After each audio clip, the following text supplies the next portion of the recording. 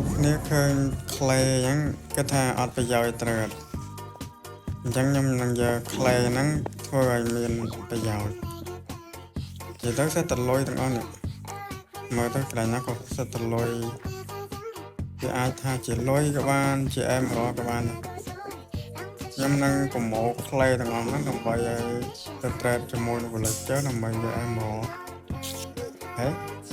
មានគេឲ្យគិតខ្ញុំ MVP ច្រើនតែបាត់អស់ហើយឥឡូវ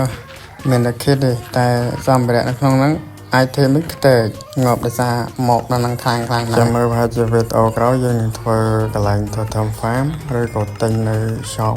ក៏មានដែរតែសំខាន់ខ្ញុំចង់បាន